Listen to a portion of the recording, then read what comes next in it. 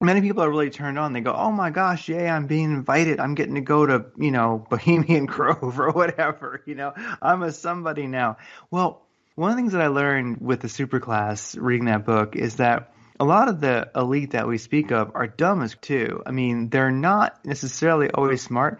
A lot of them have no idea what they're doing. And so one advantage that we have, the globalist technocracy, a lot of the people who know what's going on that are pushing it are dumb. So luckily we have that on our side. I think that evil might be blessed with some like strangely long lives and things like that. Like look at some of our senators and such. They're like 800 years old. They look it.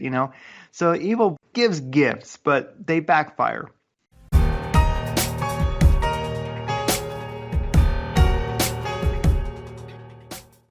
As Americans seek economic protection, after the most controversial election in U.S. history, J.P. Morgan Chase is placing billions of dollars for silver to grow more than 100% in 2021. Year to date in 2020 alone, gold is up 30% and silver rising more than 50%. And now we're entering a new year facing economic realities of a global economic crisis caused by COVID and political reactions. Patriot Gold Group has the No Fee for Life IRA, where your IRA or 401k can be in physical gold or physical silver. And you may be eligible for the No Fee for Life IRA. Give them a call at 1-800-356-4470 and the knowledge that Patriot Gold Group is Consumer Affairs top-rated gold IRA dealer 5 years in a row from 2016 to present. And you work directly with an owner, avoiding absurd fees. To find more information, the link's in the description box below. And now on with the video. Adapt 2030 Mini Ice Age Conversations covers changes in our climate due to a new and intensifying grand solar minimum. In the media, overlooking, downplaying, or burying cold weather changes occurring on our planet. This is in order to keep the global warming agenda steaming full speed ahead. I do this podcast and radio program because we need to begin conversations on how to adapt our food growing strategies long before 2030 as agricultural zones shift, affecting global crop output. But very few mainstream media outlets are talking about the most important issue of our time: cold weather crop losses. Our sun is going through a 400-year cycle, which has effects on our weather patterns as our magnetosphere weakens and the jet streams go out of flow. It's not CO2, it's not you, it's the sun. Are you ready to thrive in the grand solar minimum? Then join me for Mini Ice Age Conversations. I'm your host, David DuByne, creator of the Adapt 2030 Mini Ice Age 2015 to 2035 video series. I have with me Craig Simpson from Radiant Creators. It's going to be a positive, hopeful show about the changes. So many cycles overlapping. If you were to take off the back of a Swiss watch and look inside, you would see how many gears that overlap. What we see on the planet right now with all of this chaos and duress and torture of the human spirit, we can undo that in a flick of a blink of an eye. Maybe that's the thing. Because when it says 500 million people in the Georgia Guidestones shall survive, we, the elite, will let 500 million people live because we're so benevolent. Perhaps that's it. Perhaps they're letting you choose your own life. And maybe they figured, all right, 1 out of 14 are going to jump out of the system, and we'll let, those 500 million who decide to get the hell out, jump off to a new system and say, you know what, we don't need your old system. Hey, those are the ones who should survive anyway. We'll just let them roll off onto the countryside and produce their own parallel economies, and we're not even going to mess with them. We're going to mess with everybody in the cities. Those who choose your free will to go jump off to a parallel existence. Something I've noticed with cryptocurrency is with the parallel society, parallel economy that's being created, I think one of the issues that you run into is, why does the system not like it that exists, the current monetary system? Well, one issue is when you work on a W-2 form, you just get paid, the taxes are taken out, you see it, but you don't really feel it because you're kind of getting the end result of that taxation. And when you pay sales tax, when you pay property tax, when you're paying all these taxes, every time your money moves, every time there's a transaction, or you just make interest, you're like, oh, that's a transaction, we want that. So And then, of course, you have to be the administrative assistant for this system which is extorting you. You have to do all the work and prove that you're clean, or they're going to come after you. It's a scary system, and it's a system in many ways that is a little invisible to people. It's like death by 1,000 cuts. Your paycheck gets taxed, you buy food that gets taxed, you buy gas that gets taxed, everything. You start thinking, how many times does every dollar you have get taxed? In my opinion, it gets taxed infinite ways till eventually there's nothing. You're just making money to try to stay ahead of the tax that you're paying. So I think that people don't see it, and they've been indoctrinated into it, and it just seems natural. That's the thing. Like, we go into a bank and you do something with your bank, you get a notary or something. You don't really think it's the evil empire. You just think it's a bank. And the people who are in it, they don't know. Most of them are just working. It's a job. So I just think it's sort of like there's this great evil we've lived with for quite some time that we've just been programmed not to realize that it's happening. It's kind of hidden from us in a way. One of the reasons that I think that the system wants to go after personal crypto wallets that are hardware wallets or software wallets that are off of any centralized system that are yours, no one can see it's yours, is because if the transaction does not move in government monitored fiat, a government monitored fiat control system that can be stopped, that can be researched, that can be taxed, they consider that money laundering, quite literally. That's really what Mnuchin says when he talks about these hardware wallets people have that have crypto on them, or stable coins, which for those who understand, you get it, but basically for those who are not so familiar, a stable coin is a crypto coin equivalent to $1. Like USDC is a stable coin. And please, Craig, if you can, talk about decentralized stable coins, and then, like USDC and the centralized US, Tether and Circle, et cetera. I use Tether and I use USDC, and I do believe Circle owns USDC. I'm not as familiar with DuByne. I mean, most of my transactions when I go in and out of a stablecoin are just USDC or USD, or it's USDT, it's Tether, and I don't really use DuByne that much. So I do think we'll see stablecoins start to have a value outside of the dollar, quite possibly, because if we look at the DXY ticker, it's just DXY. If you put that in Google, you'll see charts for it. Like you're saying, a dollar does change in value. The dollar strength index, the DXY, you can look at it, and it's been dumping for the last couple of weeks pretty good. So a dollar, it's not a dollar. It's losing its purchasing power, for one thing, just with inflation, a certain percent, couple percent a year anyway. But then also now it's on the way down. So when you're sitting on money in the bank, it's disappearing just by you holding it.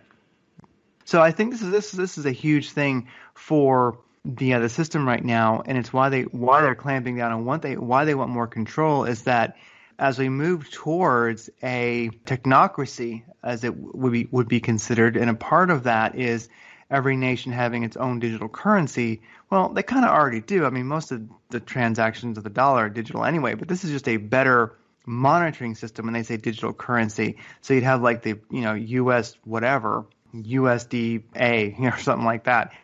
That currency then can be completely monitored, and it's just a way for them to ensure that they're seeing every single transaction. So quite literally, if you do something wrong, for instance, your social credit score like they have in China, literally your social credit score affects it. They can just lock your wallet. And the thing is that digital currency, every transaction and where it is kept would be the government's system. So you never actually own that digital currency yourself. And they can do things like when it comes to the universal basic income, they can say, here is your weekly allotment. And then if you don't spend it, then it just disappears. It just goes back into the collective. So it's quite a control system that they want to put in place. And I do think sometimes I get this feeling that everything's moved too fast for the financial institutions. I think for really a lot of the world governments, a lot of what I just call the empire, I sometimes get a feeling that they've been forced to implement plans they've had too quickly. I almost think that the millennial generation they originally had in mind to be in power, to be in government, to be running more of society than it is right now. I think they were kind of targeted as the ones who would embrace the technocracy. Like we've all seen that ad by, God, what is it? It's the World Economic Forum, the video, I think they took it down, but where they're selling the system that they want to implement, where they say, you'll own nothing and like it. And this moron is sitting there like after a big soy latte, just smiling, I own nothing and I like it. For some reason, I think maybe there is a great awakening happening. Maybe people are getting smart. That's where I am kind of hopeful.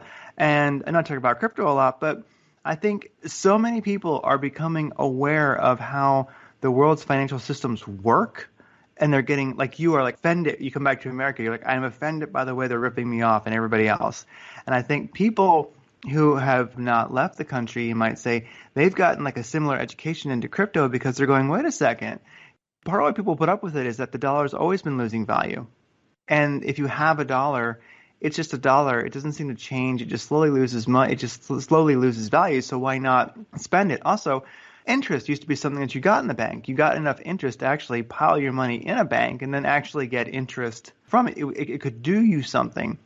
You could actually use that. And now, I forget what year exactly you could say, what decade that changed, but now we don't have interest anymore in banks, really. You just don't. But now you've got that in crypto. You've got that. You put your stable coins in something like Celsius or BlockFi, some of these companies, and you're getting, for a stable coin, 10 to 13% APR back. I mean, that's amazing. Now you start getting into the situation where, you know what, I could just put my money into stable coins, my USD into stable coins. I could put that into one of those DeFi platforms where I get that interest. Or you could, if you can get enough of a pile in there, you can start paying your monthly expenses in it with interest that you're getting when you're talking about interest like that. So interest is back. I think this is one of the things that they do not want you to know, that they do not want you to see, especially as we move into this idea of the technocracy. And like I say, I think that the plan may not be working so well because I don't know why, but I think things accelerated. I think they've had to implement things quicker than they wanted to.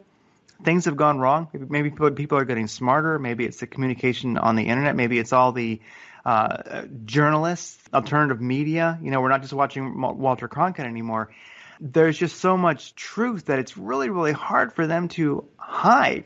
Even though they pump out the delusion, the division, the hatred, the lies in the mainstream media, you've got too many smart people who are connected and can do research now. I just see that their plan got screwed up and they're having to move too fast. And that's why we're seeing this powerful Great Reset come in. And like I say, I don't think you can fight it because fighting never really works. I think we're looking at, of like world history, maybe, the Great Reset, a horrible thing. We're also seeing something beautiful, and that's the parallel economy, the parallel society. And I'm surprised that the powers that be ever even allowed cryptocurrency to exist, that have even allowed DeFi, decentralized finance to exist.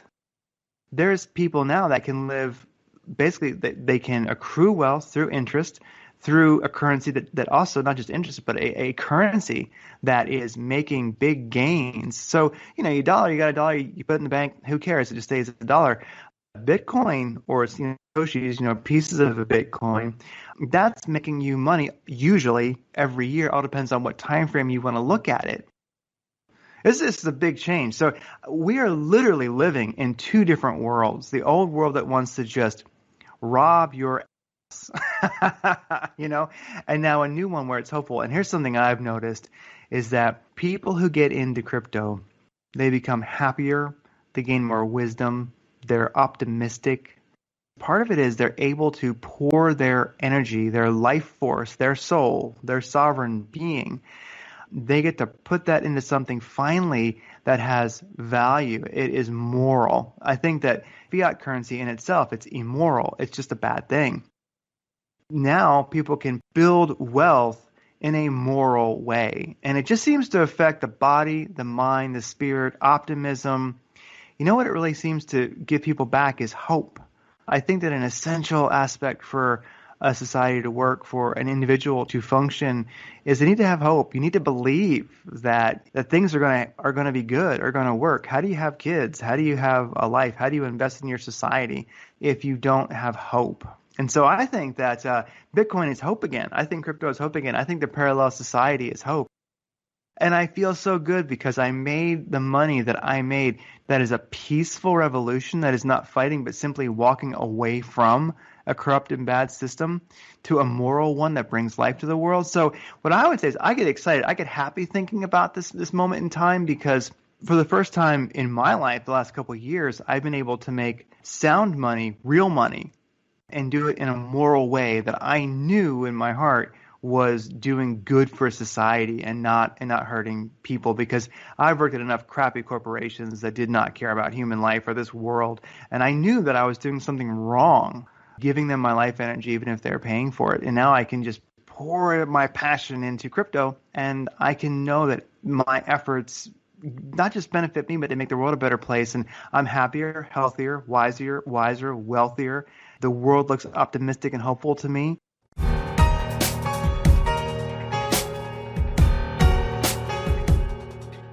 And how prepared are you for the transition into the grand solar minimum? Are you prepared for emergencies? Our friends at My Patriot Supply do have long-term, storable, and emergency food supplies. The 2-week grab-and-go food crate or the 4-week emergency food supply. They also have a large range of water filtration and items you can use yourself to get ready, such as Mylar bags, oxygen packs, things you can use to DIY your own long-term storable foods, and a host of different survival items that you might not have thought about during your preparations. Use the Adapt 2030 link in the description box below. And while you're there, take a look at the selection of heirloom seeds, because you're going to have to grow some of your own food moving forward into the new Eddy Grand Solar Minimum. Take back your peace of mind by knowing that you're prepared when others might not be.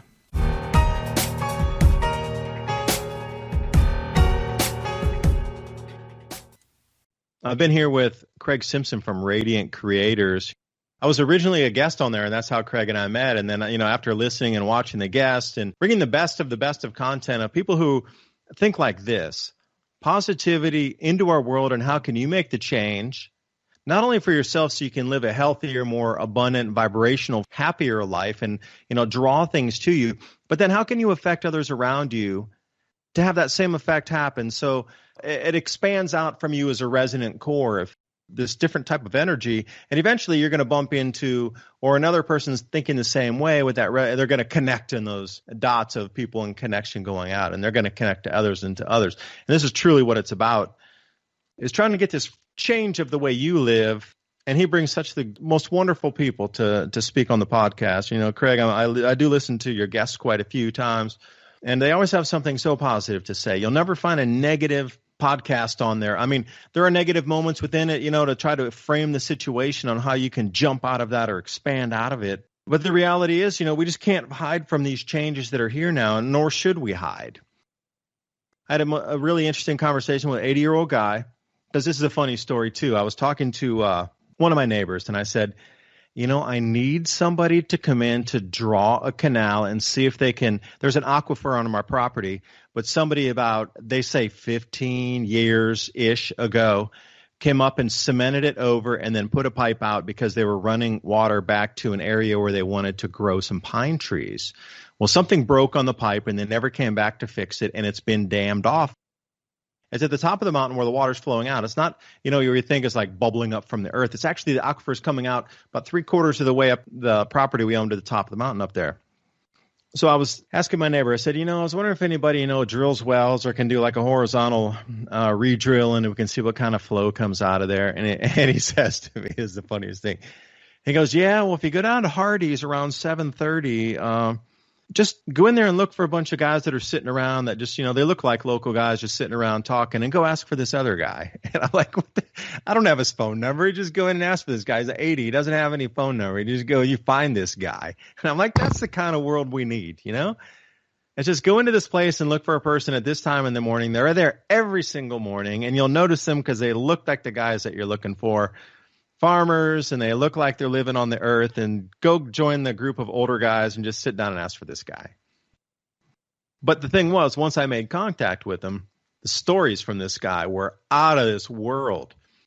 So East Tennessee, he was telling me about burial mounds, Native American Indian burial mounds that were all all over the valley down here. But once they started filling it up with the Tennessee Valley Authority Dam hydroelectric projects, almost all the Cherokee sacred sites were buried under the water now, 15, 18, 30 feet deep underwater. And he was like, if you go down to the bridge over there by this boat dock, if you look at low water right now, because in the wintertime they let the water down, it's like if you look off the boat dock and you look southwest down here, you can see the Indian 35-foot burial mound. It's like at low water, it's a water hazard, so they put a marker in it during this time of the year. So look for the buoy out there.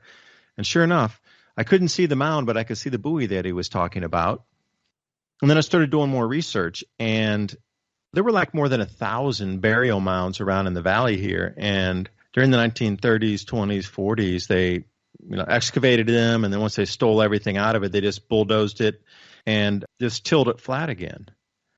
So one thing he told me, though, beyond the Native American Indian stories of the Cherokee and everything that was lost down here, because I was asking him then about some sacred sites, because I've always been into that. And he's like, yeah, look for some arrowheads on your land because I know where your land is. And they used to camp up there because it was like a T-junction between valleys. And it wasn't like fully heavily inhabited all the time. But he's like, oh, yeah, for sure. Because my grandfather told me that they were up. And this guy's 80, and he's telling me his grandfather told him that Cherokee would live up there, and they used that as a post for signaling. There were a small handful of people living up there. Another thing he told me it was really interesting was, you can't hide. And he was talking about the moonshiners and the people who wanted to be left alone. Like the people who really went back to live with the Sasquatch, like way back in there into the what is now national forests. They wanted to stay away from the change, what they saw coming in the 1910s, 20s, and 30s. There were an enormous amount of people that did not want the electrification of that area to happen. There were an enormous amount of people that did not want to see what you're talking about, the railroads and the banks and all this stuff to come flowing into the valley in like the 1920s. So there was an enormous amount of people that were super ferocious, that they wanted nobody on their land. They wanted no contact. They wanted no upgrade to technology at all. He was telling me because we started having a similar conversation about, yeah, how do you think the world's going to go? I was asking him just as like a guy my age. I was like, I really value your knowledge that you have because you're 80 and you have so much more knowledge than me. And I really want to just ask you a couple simple questions here. Like, and all this craziness of COVID, like, what do you think's going to go on right now? How do you think the world's going to move? And that's what the whole thing was. Like, you're not going to be able to hide from this. And then he started telling me the story of these guys back in the 1920s, actually whole communities, and one guys, the whole communities, running down the ridge in the Cherokee National Forest and all the way up through the Smoky Mountains. They did not want any upgrade at all. And there was this ferocious battle. And eventually they brought the sheriffs in the 1930s, and then the 1940s came in the World War, and all the electrification, the dams were there, and there was just no way to resist what came in. So he was saying, from my knowledge, if I would have been somebody living in, say, 1900 back there that didn't want the change, I would have understood the change and tried to move forward with it. And he said he looks right at me and he goes, that's the same thing that's happening today. There's nowhere to hide from this. There's nowhere to hide. He didn't say run. He said hide.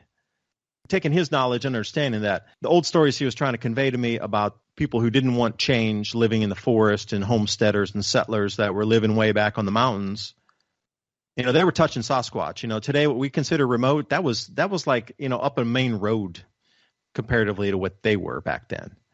And I'm thinking, I was trying to put it in retrospect going, how remote they were, how far back they were. I mean, they would have been like a disappeared tiny little valley in the middle of nowhere, 6 mountain ranges back in the middle of the middle of the middle, and they still experience change.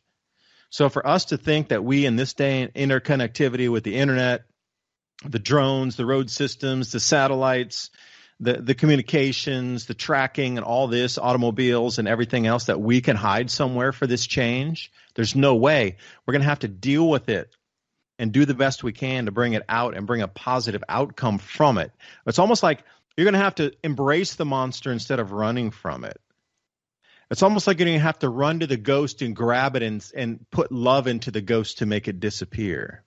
You're going to have to grab the boogeyman and slam it against the wall and shoot love into its heart to make it disappear. There's no resisting this. You're going to embrace it and change it from being embraced by it. That's the only possible message that I got from this guy who was much older than me. trying to explain how things change. And we're talking like 120 years ago. So it was so apropos and so succinct the way he explained it to me. I wish, I could have had the full conversation with you and just played it here. Because this movement into cryptocurrency and how we change the world, this movement into the parallel economy where we could trade without money, at some point we as the world are going to have to stand up. We've seen it through history. Enough people say no to something, it stops instantly. Like McCarthyism, it stopped the second we said no more. And we look at many chapters through history that have been tumultuous at best for different countries and regions, but this time it's the world. But if enough people stand up and say no, then it stops on a dime. And we've seen this through history. That's the norm. As soon as we no longer accept it, the elitists or whoever they want to consider themselves, or just the way the paradigm and the paradox of the universe is working, of what's acceptable and like power structures running through this realm, instantly stops, and it has to shift to something new because enough people with their minds say no. So then it suddenly stops. Your own money, your own sovereignty, saying no, and talking to others to also bring them to say no to what's happening. Because if enough people get together and say no, it's that what do they call it? The 100th monkey effect, if I could say that 3 times fast. But I don't know. Where do you think, Craig, the world's moving? If enough of us say no, then it's going to have to change. It just simply can't go on because, like you said, they've rolled out plans too quickly. They're not prepared for it. So they're not prepared for enough people to say no either, I do believe. That's why there's such this massive, massive effort. I think that it's starting to happen. And this is a tough one because I know I ponder it quite a lot. There's a great book called Superclass, The Global Power Elite and the World They Are Making by David Rothkopf. And it's interesting, and he spent a lot of time interviewing people at, what are some of those get-togethers they have? This guy, he got in a lot of amazing places. It's a fun book. It's also Davos and the World Economic Forum, those two places. Yeah, he got into these places, and he was interviewing people there and such. And so he interviewed a lot of surprising people. And many people are really turned on. They go, oh my gosh, yeah, I'm being invited. I'm getting to go to, Bohemian Grove or whatever. I'm a somebody now. Well, one of the things that I learned with the Superclass reading that book is that a lot of the elite that we speak of are dumb as too. I mean, they're not necessarily always smart. A lot of them have no idea what they're doing. And so one advantage that we have, the globalist technocracy, a lot of the people who know what's going on that are pushing it are dumb. So luckily we have that on our side. I think that evil might be blessed with some like strangely long lives and things like that. Like look at some of our senators and such. They're like 800 years old. They look at, So evil gives gifts, but they backfire. So what I see happening is we're seeing the fight happen. It's something I learned. It's easy to think you're doing well and to be damaging your cause.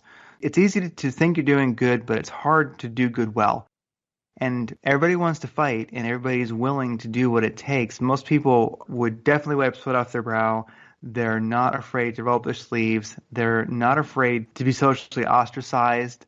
But they need to know that what they're doing, like when they take action, that it actually has a value that they can win. You want to play to win. And I think that I'm starting to see things organize themselves into a winning play here. So what I see, I think people are starting to realize that all things are connected. They're not disconnected. They're not random. They're not by chance at all. You look at the Great Reset, digital currencies being pushed now and created by the global technocracy. That's all one. I think humanity in this country is realizing that it's all connected, and only one side can exist. The dignity of this country, the Constitution, versus the globalist technocracy, those two cannot coexist. I see it as a big picture. Now, maybe I'm dreaming and maybe I'm a bit out there, but I think people, at least the people that I'm talking to, are aware. Everything evil which is happening right now, all the bad things, are one. They're orchestrated by the same people, orchestrated by the superclass, as that book talks about. But luckily, the superclass is kind of dumb. They're just evil. They've been given special powers and power by evil to do what they're doing. They enjoy it. But we're moving into the age of Aquarius now. Like you were talking about in an earlier video, 51%. Aquarius is very, very fast moving. Pisces is slow, watery, dreamy. Aquarius is lightning bolts, fast. Just like the current financial systems can't get rid of blockchain, they can't get rid of cryptocurrency, they can't get rid of a new a new economy, a new financial system being built, an alternative one, a parallel one. Like we were saying, I think this happened a generation too soon. I really do. I think it was meant to be the millennials that were the ones who were in power when this actually was pushed and really happened. But I think it had to happen for whatever reasons too soon. Their schedule got messed up, and humanity's waking up. I think there's so much good happening in the world right now, like cryptocurrency, like parallel societies. There's so much good happening. It just needs time to happen. No, we're out of time. There's no time left. It's happening right now. It either is or it isn't. We're coming into this light versus darkness fork. And the fork happening right now, I'm really hoping that these energies that are coming in with the movement from earth into air, and I know a lot of people don't like the whole astrology thing, but please remember, just even a few hundred years ago, astrology and astronomy were the same science. You had to understand both to understand how the cyclicity or how the movements in cycles in time of the heavens came together to create resonance frequency magnetically or energetically on our planet for volcanism and erupting volcanoes or earthquakes or land subsistence or subsidence or buildings of mountains or, rifting of this, that, and the other from Pangea.